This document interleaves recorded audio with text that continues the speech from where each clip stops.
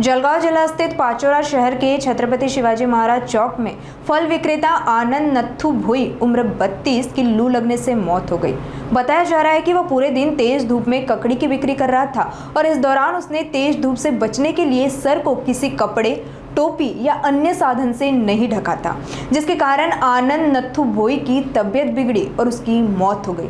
घटना के बाद कांग्रेस तालुका अध्यक्ष सचिन सोमवंशी ने ग्रामीण अस्पताल पहुंचकर मृतक के परिजनों से मुलाकात कर उन्हें दिलासा दिया और प्रशासन से भोई परिवार को तत्काल आर्थिक सहायता देने की मांग की।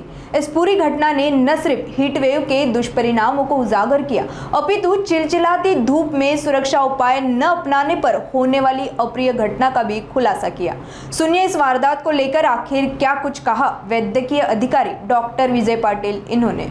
जळगाव जिल्ह्यामध्ये पाचोरा तालुक्यामध्ये टेम्परेचर खूप वाढलेलं आहे। जळगाव जिल्ह्यातही टेम्परेचरचा पारा वाढलेला आहे। या पाऱ्याचा परिणाम असा होतोय की सनस्ट्रोक जे उष्माघाताचे जे पेशंट आहेत ते वाढत चाललेले आहेत आणि त्या पेशंटमुळे पाचोरा शहरामधला एक आमचा काकडी विक्रेता होता, हातगाडीवर काकडी विकायचा अनंत भोई म्हणून, त्या लहान लहान मुलं त्याला आणि त्या परिवाराला तो परिवाराचा कर्ता पुरुष आज चालला गेलेला आहे। उष्माघाताने खूप मोठा सनस्ट्रोक झाला, चक्कर येऊन त्याला उलट्या झाल्या।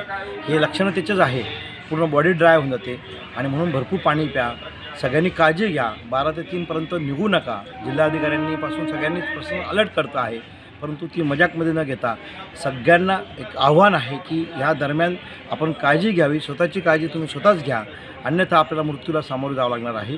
आणि म्हणून या ठिकाणी पाचोरा ग्रामीण रुग्णालयात देखील उष्माघाताचा कक्ष त्यांनी काढलेला आहे।